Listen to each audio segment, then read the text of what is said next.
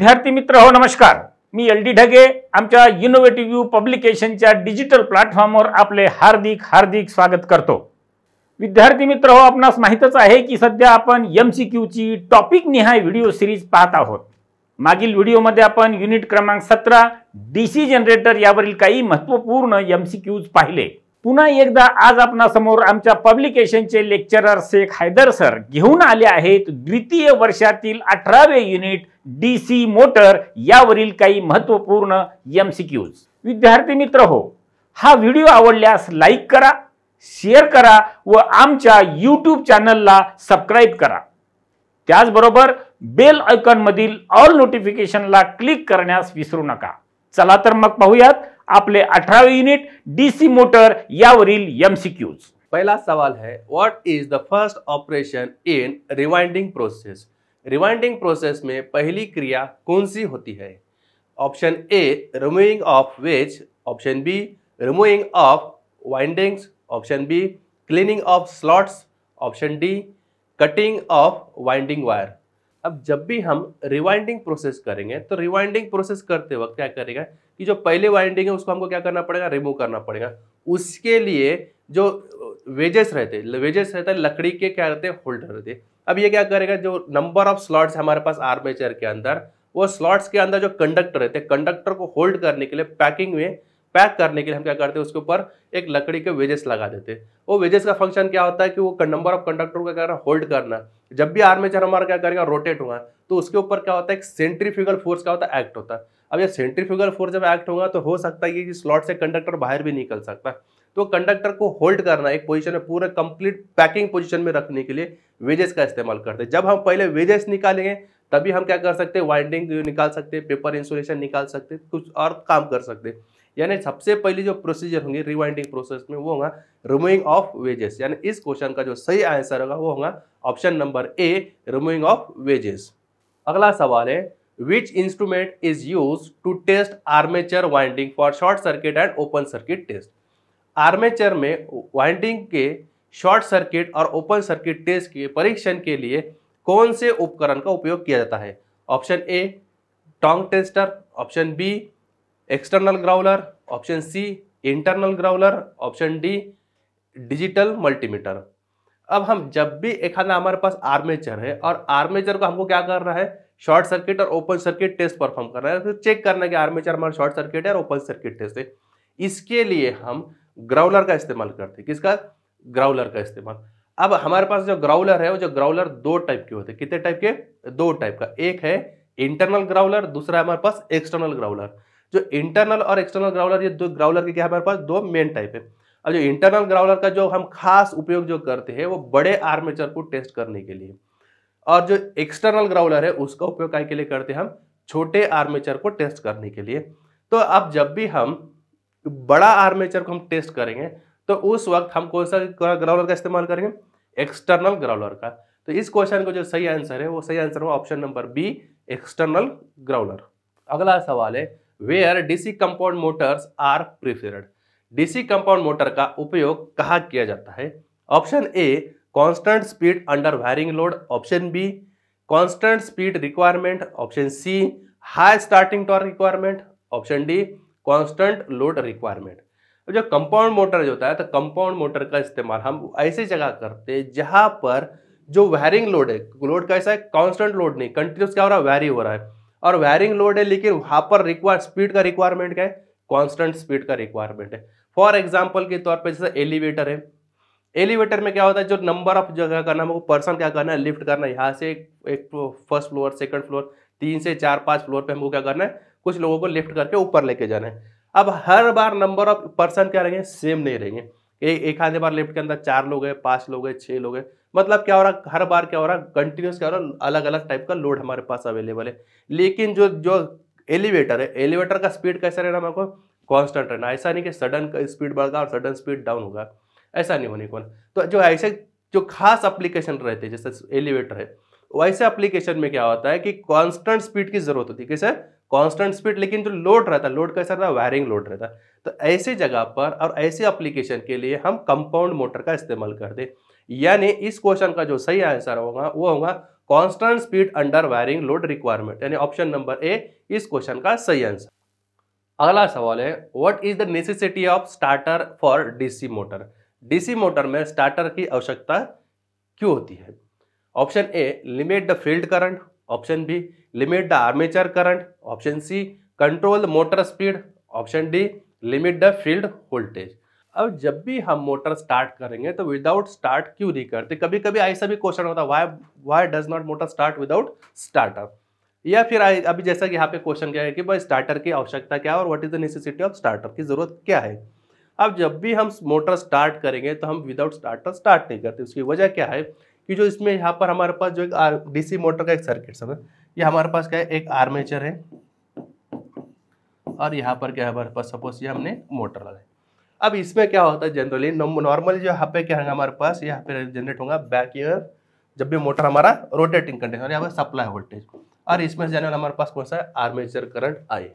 अब जो armature current जो रहता है हमारे पास आई ए इज इक्वल टू क्या हो जाएगा, यहाँ पर ये जो बैक ईएमएफ है, हमको इसको एक एक्सटर्नल सर्किट समझो, हम ऐसा बता देते हैं कि भाई थोड़ा सिंप्लीफिकेशन, ये हमारे पास क्या है, बैक ईएमएफ ई बी। अब जो रिजल्टेंट करंट जो होगा तो हमारे पास क्या होगा, applied voltage V minus back EMF E B divide by armature resistance R A, ये होगा हमारे पास आर्मेचर करंट का रिलेशन।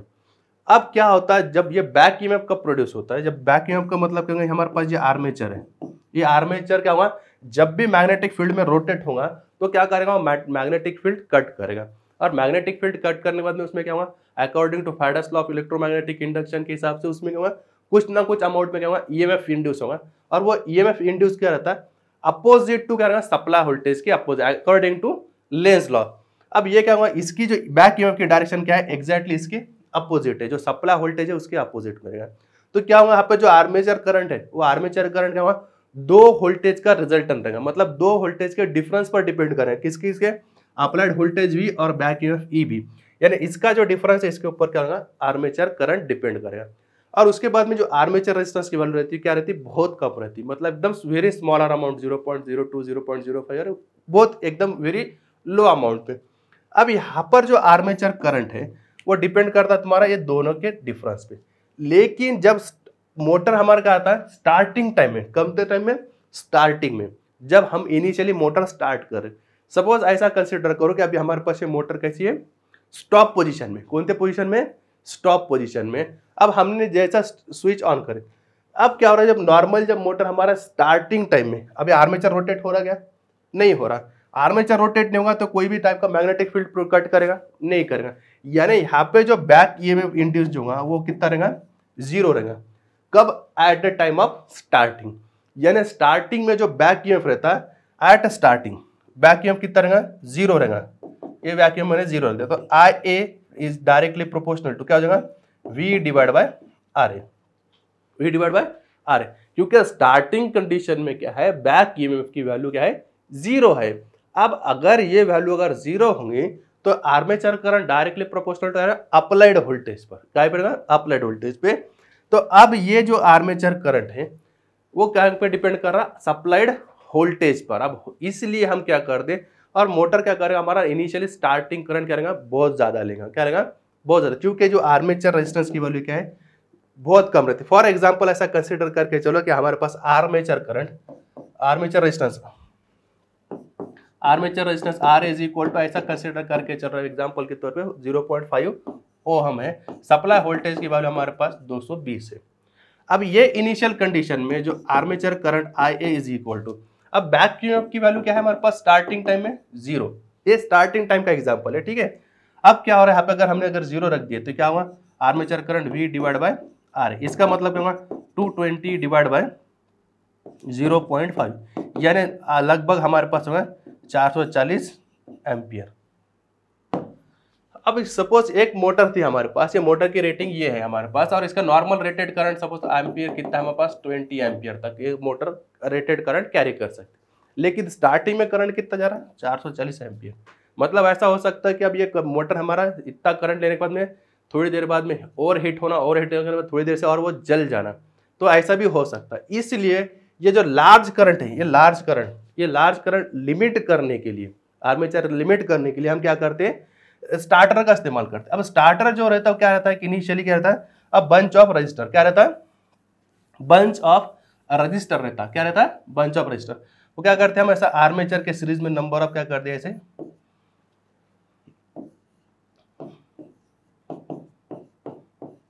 अभी ऐसा हमने सर्किट कनेक्ट कर दिया। अब नंबर ऑफ रजिस्टर क्या कर दिए, ये एक लार्ज रजिस्टर क्या कर दिया हमने सीरीज आर्मेचर के सीरीज में कनेक्ट कर दिए।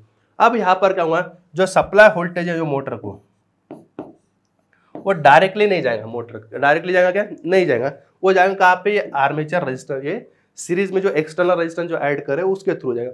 और जो भी वोल्टेज रहेगा यहाँ पे कुछ ना कुछ अमाउंट में क्या रहेगा, I इंटू आर, इतना वोल्टेज क्या हुआ, ड्रॉप होगा, और बचे हुआ वोल्टेज किसको मिलेगा, हमारे पास यहाँ के आर्मेचर को, किसको मिलेगा, आर्मेचर को। तो यहाँ पर ऐसा होगा कि जो रिड्यूस वोल्टेज मिलेगा किसको, आर्मेचर को, जैसा आर्मेचर को रिड्यूस वोल्टेज मिलेगा, जो आर्मेचर करंट स्टार्टिंग में क्या है, V डिवाइड बाय आर है। अब यहाँ पर क्या होगा, एक तो डायरेक्टली प्रोपोर्शनल रिलेशन है आर्मेचर करंट का वोल्टेज से, अप्लाइड वोल्टेज से, जो वोल्टेज डायरेक्ट अप्लाई कर रहे थे अब वहाँ पे क्या हुआ, रिड्यूस वोल्टेज अप्लाई कर, अब वोल्टेज रिड्यूस होगा तो करंट रिड्यूस होगा। अब आर्मेचर रेजिस्टेंस और करंट का रिलेशन कैसा, इनवर्सली। अब ये सीरीज में ऐड कर दिए तो ये आर्मेचर रेजिस्टेंस आर है और एक्सटर्नल रेजिस्टेंस आर है, क्या दो का एडिशन हो जाएगा, मतलब यहाँ पे सर्किट में रेजिस्टेंस की वैल्यू बढ़ जाएंगी, रेजिस्टेंस की वैल्यू बढ़ेगा, करंट की वैल्यू क्या हो जाएंगी, डाउन हो जाएंगे ऑटोमेटिकली। यानी जो आर्मेचर में रेजिस्टेंस ऐड करने का, यानी जो स्टार्टर का जो मेन पर्पस है, वो मेन पर्पस क्या है, to limit the armature current within the safe limit, यानी एक सेफ लिमिट में आर्मेचर करंट को रिड्यूस करना। यानी इस क्वेश्चन का जो सही आंसर है वो है option number B, limit the armature current. यानी नेसेसिटी ऑफ स्टार्टर की जरूरत होगी हमारे पास to limit the armature current. अगला सवाल है, which winding wire is use for DC field coil, DC field coil के लिए किस वाइंडिंग वायर का उपयोग किया जाता है। Option A PVC covered copper winding wire, option B single silk covered copper wire, option C double silk copper wire, option D super enamelled copper wire.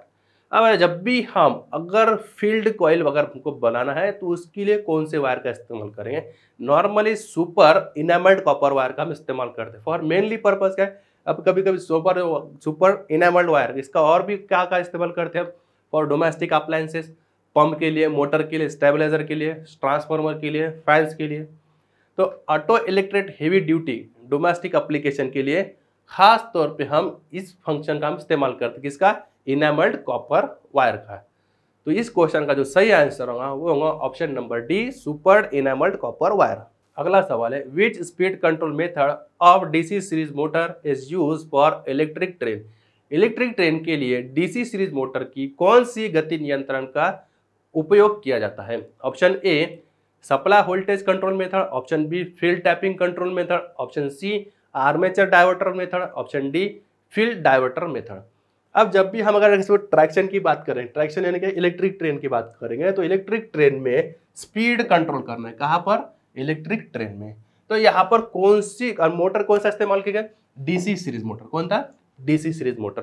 तो DC series motor की कौन सी speed control का हम यहाँ पर इस्तेमाल करेंगे for traction purpose यानी इलेक्ट्रिक ट्रेन के लिए। अब यहाँ पर क्या है, ऑप्शन नंबर एक है सप्लाई वोल्टेज कंट्रोल। अब सप्लाई वोल्टेज कंट्रोल, इस मेथड में क्या होता है कि जो भी स्पीड मिलती है वो क्या मिलती है, बिलो रेटेड स्पीड मिलती है। यानी हम जब भी स्पीड कंट्रोल करेंगे तो क्या मिलेगा, रेटेड स्पीड से कम ही स्पीड मिलेगी, उससे ज़्यादा नहीं मिलेगी। लेकिन जब फील्ड टैपिंग है और फील्ड डायवर्टर मेथड है, और इस मेथड में क्या होगा, हम जब भी क्या करेंगे, इस दो मेथड का अगर इस्तेमाल करेंगे तो यहाँ पर क्या होगा, अबव रेटेड स्पीड, यानी रेटेड स्पीड से हमको ज़्यादा स्पीड भी मिल सकती है। तो नॉर्मल जब क्या होता है, जो स्पीड रहता है हमारे पास, speed directly proportional to E B by phi. E B मतलब क्या हुआ, बैक ईएमएफ ऑफ मोटर, और फाई क्या है, फ्लक्स, फील्ड फ्लक्सेस। अब फील्ड फ्लक्स का इस्तेमाल क्या होगा, रिलेशन कैसा है, इनवर्सली रिलेशन। अब यहाँ पर फ्लक्स अगर कम होगा तो क्या होगा, आर्मेचर का स्पीड क्या होगा, हमारे पास बढ़ जाएगा। यानी आर्मेचर का स्पीड बढ़ाने के लिए क्या, और जब भी हम फील्ड कंट्रोल करेंगे, फील्ड में अगर कोई भी चेंज करेंगे तो चेंज जैसा होगा, फ्लक्स में चेंज होगा, फ्लक्स में अगर बढ़ेगा तो स्पीड कम होगा, अगर फ्लक्स कम होगा तो स्पीड बढ़ जाएंगे ना। इसका रिलेशन कैसा, इनवर्सली रिलेशन है। तो यहाँ पर हम जब भी ट्रैक्शन की अगर बात करेंगे तो वहाँ पर हम फील्ड डायवर्टर मेथड, इसका फील्ड डायवर्टर मेथड का इस्तेमाल करेंगे। इसकी खास वजह यह है क्या, यहाँ पर हम अबव रेटेड स्पीड ले सकते हैं, अबव स्पीड प्राप्त कर सकते आसानी से, इसलिए ट्रैक्शन में नॉर्मली और जनरली ऑप्शन डी यानी फील्ड डायवर्टर मेथड का इस्तेमाल होता है। अगला सवाल है, which is the most effective method of balancing armature? Armature को संतुलित करने की सबसे प्रभावित तरीका कौन सा है? Option A dynamic balancing, option B static balancing, option C attach with counter balance, option D plug with lead weight balance. अब जब भी हम एक आधे आर्मेचर को हम बैलेंस करेंगे, बैलेंस क्या करने की क्यों जरूरत गिरती? जब भी हम क्या करते हैं, फॉर एग्जांपल के तौर पे हमने आर्मेचर क्या कर रिवाइंडिंग करे या फिर कुछ मेंटेनेंस पर्पस के लिए आर्मेचर हमने बाहर निकाले। अब बाहर निकालने के बाद में क्या होगा, सपोज उसको वार्निश करे या फिर उसको रिवाइंडिंग करे या फिर कुछ मेंटेनेंस करे। अब यहाँ पर क्या होगा कि हम आर्मेचर बैलेंसिंग टेस्ट लेना बहुत जरूरी है बिफोर मोटर में हम उसको डालने से पहले, यानी मोटर हमको रिकनेक्ट करने से पहले बैलेंस आर्मेचर की बैलेंस टेस्ट लेना बहुत जरूरी है। क्योंकि अगर इन केस अगर आर्मेचर इनबैलेंस होता है कुछ वजह से, तो वहां पर क्या होना, वाइब्रेशन होना, अलग अलग तरह की आवाज आना, ओवरहीट होना, ऐसे बहुत सारे प्रॉब्लम हो सकते हैं। इसलिए जब भी हम अगर मोटर रिकनेक्ट करेंगे तो उससे पहले हमको क्या करना है, बैलेंसिंग टेस्ट लेना बहुत जरूरी है। अब जब आर्मेचर की जब बैलेंस करते हैं उस पर दो तरीका से कर सकते हैं, एक स्टैटिक बैलेंसिंग मेथड है, दूसरा है डायनेमिक बैलेंसिंग मेथड। अब जो स्टैटिक बैलेंसिंग मेथड में क्या करते हैं, एक जो छोटा स्टैटिक टेबल है उसके ऊपर हम क्या करते हैं, आर्मेचर को रख देते हैं। और डायनेमिक बैलेंसिंग में क्या करें, डायनेमिक जो बैलेंसिंग मशीन है उसके ऊपर हमें सपोज एग्जांपल के तौर पे ये हमारे पास क्या है, आर्मेचर है। अब इसको हमने क्या करेंगे, डायनेमिक बैलेंसिंग मशीन पे रखने के बाद इसको हम क्या करेंगे, रोटेट करेंगे। अब ये जो क्या हो रहा है, रोटेट हुआ। और रोटेट होने के बाद में इसको क्या हुआ, एक थोड़ी देर के बाद ये रुक जाएगा। अब जैसा ये रुक गया तो रुकने के बाद में क्या होगा, जिसका जो आर्मेचर का सबसे ज्यादा जहां पर वेट रहेगा तो वो क्या होगा, ड्यू टू ग्रेविटी की वजह से वो जो पार्ट है वो नीचे की तरफ आ जाए, कहाँ पर, नीचे की तरफ। अब हम इसको क्या करेंगे, एक चौक लेंगे या फिर एक मार्कर लेंगे, इसको क्या करेंगे, मार्क कर देंगे, मतलब यहाँ पे वजन ज्यादा है। अब फिर से इसको रोटेट करेंगे। अब फिर से रोटेट करने के बाद में अगर और दूसरी पोजीशन पे रुक गया और उसको मार्क कर देंगे। ऐसा करते करते उसको अलग अलग तरह से 2 से 3 बार हमेशा रोटेट करेंगे। अगर ये बैलेंस है तो हर बार अलग अलग पोजीशन पे रुकेगा। अगर ये बैलेंस है तो हर बार अलग अलग पोजीशन पे रुकेगा। अगर ये कहीं इनबैलेंस है, अगर कहीं जहां पर वजन ज्यादा होगा उसका, तो बार बार वही जो जहां पर वेट ज्यादा है वही कहां पर आएगा, नीचे की तरफ आएगा। तो वहां पर मार्क कर देंगे हम उसको, क्या है, अनबैलेंस बोल के। अब उसको बैलेंस करने के लिए सपोज अब ये नीचे, तो इसके अपोजिट साइड में, अपोजिट साइड मतलब उल्टी तरफ, एकदम उसकी विरुद्ध दिशा में क्या करते हैं, हम काउंटर वेट लगा के उसको बैलेंस करते हैं। अब ये होगा हमारे पास ये डायनामिक बैलेंसिंग मेथड। अब यहाँ पे क्या होता है कि जो स्टैटिक और डायनामिक बैलेंसिंग मेथड है, इसमें सबसे जो इफेक्टिव मेथड है वो है डायनामिक बैलेंसिंग मेथड।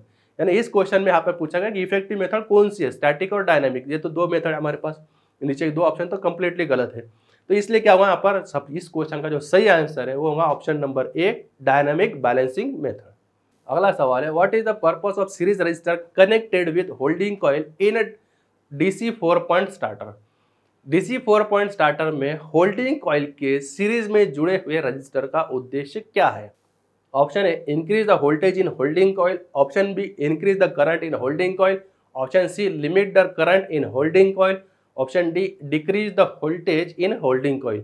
अब यहाँ पर हमको पूछा गया है कि पर्पस ऑफ सीरीज रजिस्टर कहाँ पर connected with the holding coil of DC 4 point starter. अभी कहाँ पे गया कि हमारे पास एक क्या है कि होल्डिंग कॉइल में यहाँ पे क्या करते हैं, हम एक रजिस्टर कनेक्ट कर देते हैं, ठीक है। अब ये रजिस्टर का जो मेन पर्पस है, ये मेन पर्पस क्या है, to limit the current in holding coil. कहाँ पे, to limit the current in holding coil. अब ये जो रजिस्टर है कहाँ पर कनेक्ट है, फील्ड वाइंडिंग है हमारे पास, जो मोटर का जो फील्ड कॉइल है, ये फील्ड कॉइल के अंदर क्या करते हैं, हमें उसको एक पॉइंट में क्या करते हैं, यहाँ पर रजिस्टर कनेक्ट करते हैं, उसके बाद में एक ये पॉइंट पर कनेक्ट कर देते हैं।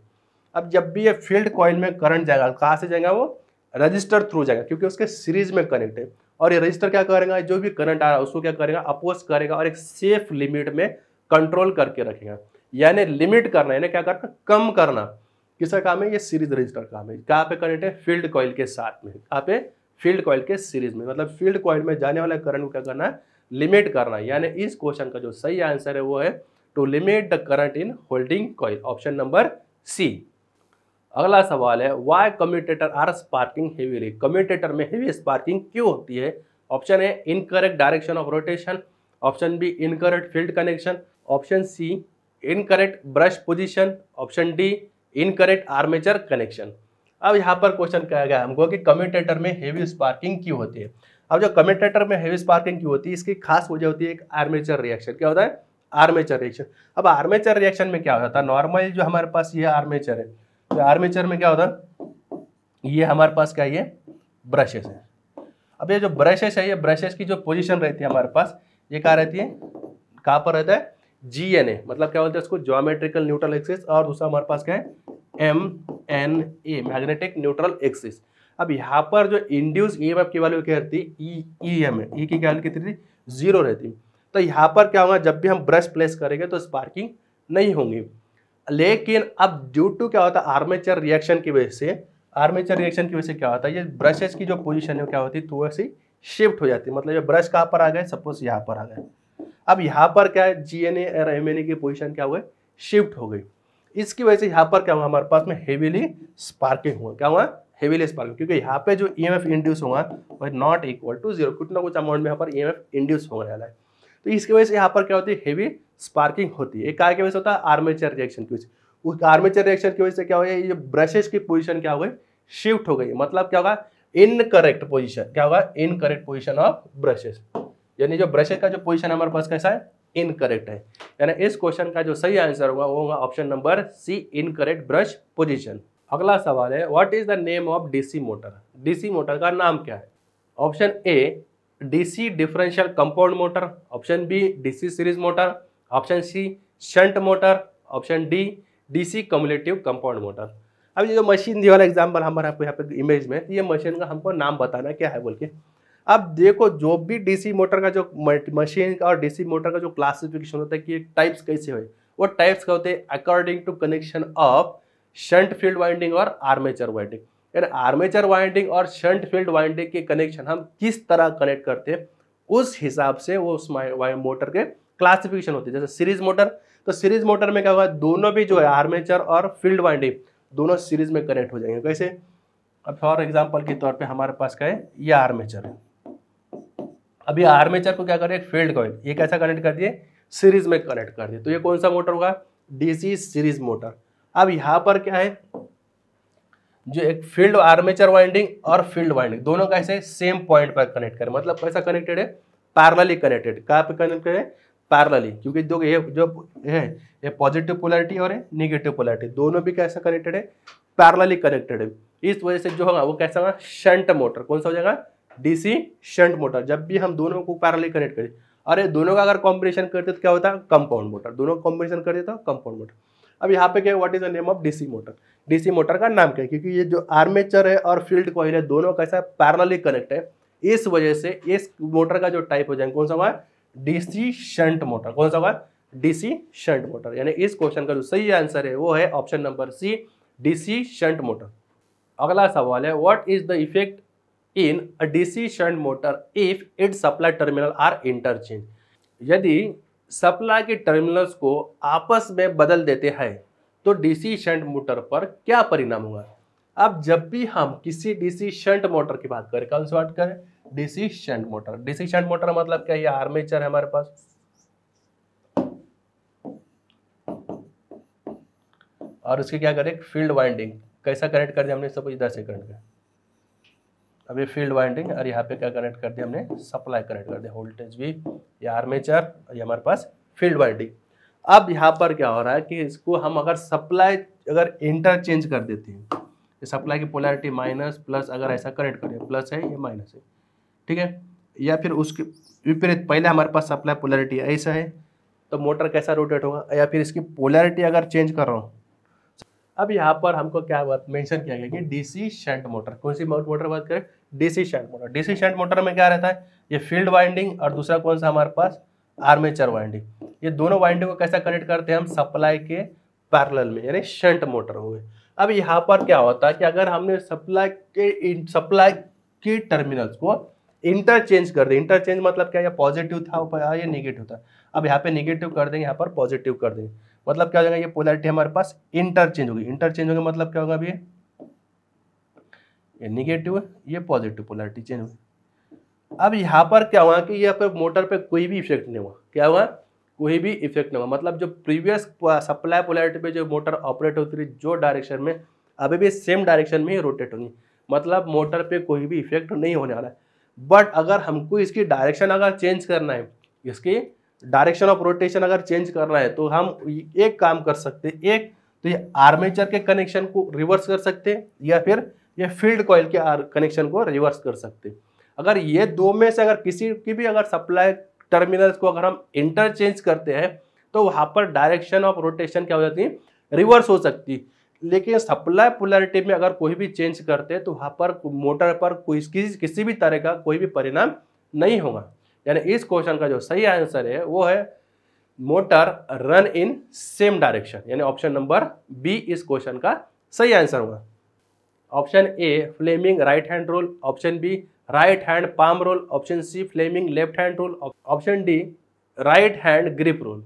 अब यहाँ पर क्वेश्चन किया गया हमारे पास कि अगर डायरेक्शन ऑफ रोटेशन फाइंड करना, अगर डीसी मोटर का, किसका, डीसी मोटर की बात चल रही है, ठीक है, तो वहां पर कौन से रूल का इस्तेमाल करें। जब भी हम डीसी मोटर के अगर कोई भी अगर डायरेक्शन फाइंड करना है, एक करंट का, दूसरा फ्लक्स का, तीसरा रोटेशन, तो वहां पर हम इस्तेमाल करेंगे फ्लेमिंग लेफ्ट हैंड रूल। कौन सा, फ्लेमिंग लेफ्ट हैंड रूल।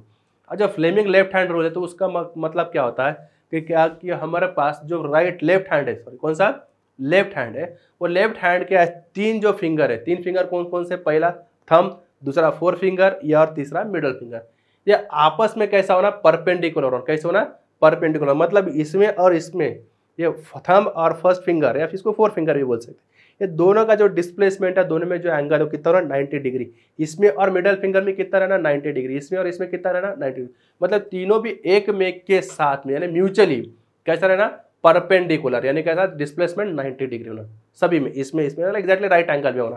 तो अब यहाँ पर क्या करेगा कि जो मिडल फिंगर है, वो मिडल फिंगर इंडिकेट करेगा डायरेक्शन ऑफ फ्लक्स, यानी यहाँ पर जो मिडल फिंगर है, ये मिडल फिंगर क्या करेगा, डायरेक्शन ऑफ फ्लक्स और मैग्नेटिक फील्ड। उसके बाद में जो थंब है हमारे पास, ये जो थंब, ये थंब इंडिकेट करना direction of motion over the conductor, यानी कंडक्टर के ऊपर मोशन कौन सी है, अपवर्ड या फिर डाउनवर्ड या फिर क्लॉकवाइज और एंटी क्लॉकवाइज, किस डायरेक्शन में कंडक्टर हमारा मूव हो रहा है, वो इंडिकेट करेंगे हमारे पास थंब। कौन था, थंब। और जो मिडल फिंगर है, वो मिडल फिंगर इंडिकेट करेंगे हमारे पास में डायरेक्शन ऑफ करंट, किसका, डायरेक्शन ऑफ करंट। यानी जब यहाँ पर क्वेश्चन करेंगे which rule to determine the direction of current in DC motor, तो डायरेक्शन ऑफ करंट के लिए हम इस्तेमाल करेंगे कौन सा, फ्लेमिंग लेफ्ट हैंड रूल। यानी इस क्वेश्चन का जो सही आंसर होगा वो होगा option number C, Fleming left hand rule. अगला सवाल है, how no hold coil is connected in 3 point starter with DC shunt motor. DC shunt motor में 3 पॉइंट स्टार्टर में नो होल्ड कॉइल किस तरह जुड़ी होती है। Option A directly connected to supply, option B connected in series with shunt field, option C connected in parallel with armature, option D connected in series with armature. अब जो no hold coil जो है वो कैसा रहता है, always connected in series with shunt field, किसके, shunt field के सीरीज में हम कनेक्ट करते हैं इसको नो होल्ड कॉइल को। इसलिए इस क्वेश्चन का जो सही आंसर है वो सही आंसर होगा option number B, connected in series with shunt field coil. अगला सवाल है, which rule is applied to identify the direction of flux in DC motor. DC motor में फ्लक्स की दिशा ज्ञात करने के लिए कौन से नियम का उपयोग किया जाता है। Option A corkscrew rule, option B Fleming left hand rule, option C right hand grip rule, option D Fleming right hand rule. अब हमने जैसा पिछले क्वेश्चन में हमने क्या कर डिस्कस करे थे कि हम क्या कर रहे हैं, डीसी अगर मोटर की बात करें, किसकी, मोटर की बात करें, तो वहां पर एक फ्लक्स, दूसरा करंट और तीसरा डायरेक्शन और मोशन ओवर द कंडक्टर है, या फिर rotation of direction of conductor. ये तीनों की चीज अगर ज्ञात करना है या मालूम करना है, किस किस की, एक रोटेशन ऑफ मोटर का, दूसरा फ्लक्स, तीसरा करंट, ये तीनों की अगर दिशा को ज्ञात करना है या मालूम करना है, इसलिए हम क्या करते हैं, फ्लेमिंग लेफ्ट हैंड रूल का इस्तेमाल करते हैं। किसका, फ्लेमिंग लेफ्ट हैंड रूल का। यानी यहाँ पर क्या है कि फ्लक्स के डायरेक्शन पूछे, किसका है, फ्लक्स की डायरेक्शन कैसा है, और इसके लिए मालूम करने के लिए कौन सा रूल इस्तेमाल करेंगे, तो यहाँ पर इस्तेमाल करेंगे फ्लेमिंग लेफ्ट हैंड रूल। यानी इस क्वेश्चन का जो सही आंसर है वो है option number B, Fleming left hand rule. अगला सवाल है, which type of DC motor is use for constant speed drive. निरंतर गति ड्राइव के लिए किस प्रकार की डीसी मोटर का उपयोग किया जाता है। Option A DC shunt motor, option B series motor, option C differential long shunt compound motor, option D differential short shunt compound motor. जब भी हम अगर कांस्टेंट स्पीड की ड्राइव की अगर बात करेंगे तो वहां पर हम डीसी शंट मोटर का इस्तेमाल करेंगे। क्यों कि डीसी शंट मोटर की जो कैरेक्टरिस्टिक्स है वो कैसे है, हमारे पास ड्रॉपिंग कैरेक्टरिस्टिक है, लेकिन यहाँ पर क्या होता है, स्मॉलर अमाउंट ही फ्लक्स में चेंजेस होते हैं। क्या बोल रहे हैं, स्मॉलर अमाउंट है फ्लक्स में चेंजेस होते हैं, क्योंकि शंट फील्ड रेजिस्टेंस की वैल्यू क्या रहती है, बहुत ज़्यादा रहती है, बहुत हैवी वैल्यू है। इस वजह से क्या होता है कि वहाँ पर जो भी फ्लक्सेस में चेंज होगा वो क्या होगा, स्मॉलर अमाउंट में होगा। उस वजह से वहाँ पे होने वाला जो वोल्टेज ड्रॉप भी है, वोल्टेज ड्रॉप और जो फ्लक्सेस में चेंज होंगे तो वो कैसे रहेंगे, वेरी स्मॉलर अमाउंट। इस वजह से क्या होता है, हमारे पास जो स्पीड रहता है, स्पीड डायरेक्टली प्रोपोर्शनल टू क्या होता है, EB/5। और ये फ्लक्स जो है, फ्लक्स कहाँ से मिलेगा हमारे को, फील्ड कॉइल से। फील्ड कॉइल कहाँ पर, इसके पैरेलल में कनेक्ट है, किसके, आर्मेचर में। अब यहाँ पर क्या होता है, जो फील्ड रेजिस्टेंस है, फील्ड रेजिस्टेंस कौन सा, RSH, इसकी जो वैल्यू रहती है वो कैसे रहती है, बहुत ज्यादा, क्योंकि पैरेलली कनेक्टेड, कैसा है, पैरेलली कनेक्टेड आर्मेचर के। इस वजह से अगर शंट फील्ड रेजिस्टेंस की वैल्यू अगर बहुत ज्यादा रहेंगी तो यहाँ से जो शंट फील्ड करंट है कौन सा, ISH, इसकी वैल्यू भी क्या रहेगी, बहुत कम रहेगी। अगर लोड में चेंज हो रहा है और कुछ और भी चेंजेस हो रहे हैं तो वहां पर क्या होगा, यहाँ पर जो चेंजेस होने वाला है शंट फील्ड करंट में वो क्या रहेगा, बहुत माइनर रहेगा, मतलब बहुत छोटी वैल्यू रहेगा। अब ये अगर करंट अगर नॉमिनली क्या रहा, कांस्टेंट रह रहा, क्या रह रहा, कांस्टेंट रह रहा, तो फ्लक्स भी ऑलमोस्ट क्या रहेंगे, कांस्टेंट रहेंगे। अब जब फ्लक्स ऑलमोस्ट कांस्टेंट रहेंगे तो उस टाइम में स्पीड भी ऑलमोस्ट करेंगे हमारे पास कांस्टेंट रहेंगे, क्योंकि इसका रिलेशन कैसा, इनवर्सली रिलेशन है, मतलब क्या हो रहा, डायरेक्टली प्रोपोर्शनल बैक की ओर पर आ जाएगा। तो शंट मोटर का जो फ्लक्स रहता है वो कैसा रहता है, ऑलमोस्ट कांस्टेंट रहता है। इस वजह से उसकी जो कैरेक्टरिस्टिक है, मोटर के स्पीड कैरेक्टरिस्टिक रहेगा, एक कांस्टेंट स्पीड कैरेक्टरिस्टिक, मतलब कैसा, ये इस नेचर में, सपोज हमारे पास ये स्पीड ये, तो ऑलमोस्ट सपोज ये, तो अगर चेंज भी होता है एकदम माइनर अमाउंट में क्या होता है, चेंज होता है, अदरवाइज कांस्टेंट स्पीड, मतलब ऑलमोस्ट कांस्टेंट। क्या बात कर रहे हैं, ऑलमोस्ट कांस्टेंट। यानी जब भी हम कांस्टेंट ड्राइव की बात करेंगे, यानी ऐसा कोई एप्लीकेशन है जहां पे हमको स्पीड क्या लग रही है, कांस्टेंट लग रही है, तो यहाँ पर हम किसका इस्तेमाल करेंगे, डीसी शंट मोटर का इस्तेमाल करेंगे। यानी इस क्वेश्चन का जो सही आंसर है वो है ऑप्शन नंबर ए, डीसी शंट मोटर। अगला सवाल है, which type of DC motor is use for elevator. Elevator में किस तरह की डीसी मोटर का उपयोग किया जाता है। Option A, community compound motor, option B, DC shunt motor, option C, differential compound motor, option D, DC series motor. अब डीसी मोटर हम कौन सा इस्तेमाल करेंगे एलिवेटर के लिए, एलिवेटर के लिए हम इस्तेमाल करते हैं डीसी कम्युनिटिव कंपाउंड मोटर। कौन सा, DC cumulative compound motor. DC cumulative compound motor की जो कैरेक्टरिस्टिक्स रहती है वो कैसे रहता है, कांस्टेंट स्पीड। कौन सी रहती है, कांस्टेंट स्पीड, जहां पर लोड क्या हो रहा है, वैरी हो रहा है। अगर लोड वैरी भी होगा तो स्पीड कैसा रहेगा, हमारे पास कांस्टेंट रहेगा। तो ऐसी एप्लीकेशन के लिए हम डीसी कम्युनिटिव कंपाउंड मोटर का इस्तेमाल करते हैं। इसलिए जो एलिवेटर है, एलिवेटर में भी कौन सा होगा, option number A, cumulative compound motor. यानी इस क्वेश्चन का जो आंसर है वो है ऑप्शन नंबर ए। अगला सवाल है, name the type of DC motor. यानी डीसी मोटर का नाम क्या है। Option A, shunt motor, option B, series motor, option C, short shunt compound motor, option D, long shunt compound motor. अब ये जो दी गई इमेज है, ये इस इमेज का कौन सी टाइप्स की मोटर है ये हमको आइडेंटिफाई करना है।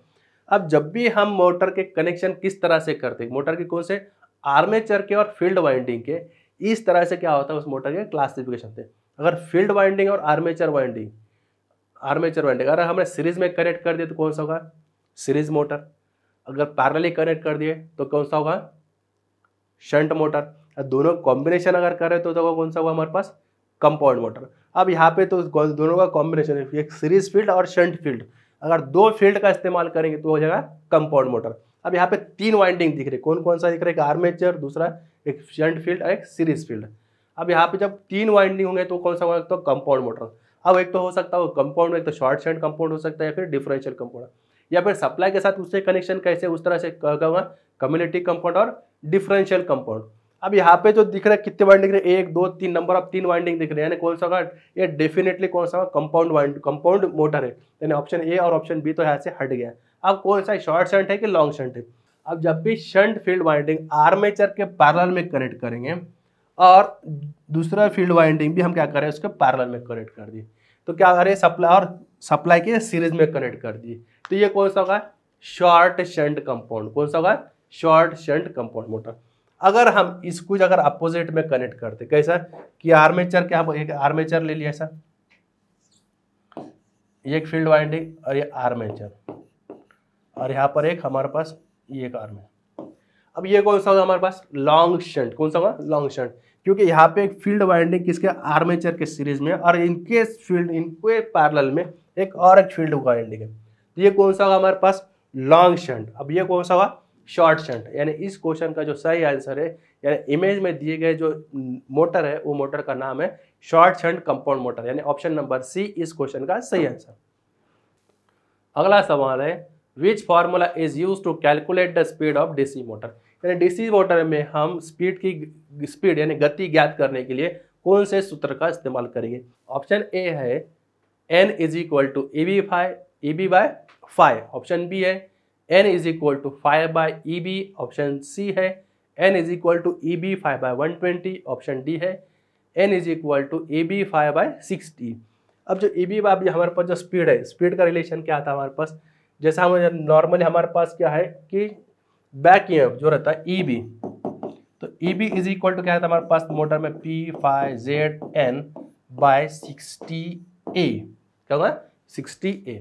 अब यहाँ से हमको अगर स्पीड मालूम करना है तो speed N is equal to क्या हो जाएगा हमारे पास में, क्या हो जाएगा, speed N is equal to EB multiply by 60A divide by P5Z।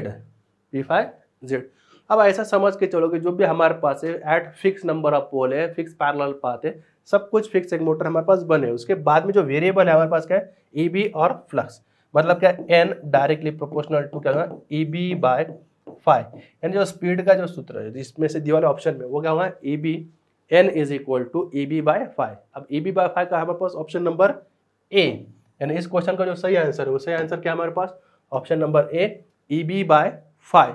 यानी इस क्वेश्चन का जो सही आंसर होगा वो होगा option number A N is equal to EB by 5। अगला सवाल है, how many parallel path in duplex lap winding in armature of 4 pole DC motor. 4 pole DC motor के आर्मेचर में डुप्लेक्स लैप वाइंडिंग के कितने समांतर रास्ते होंगे। Option A 8, option B 6, option C 4, option D 2।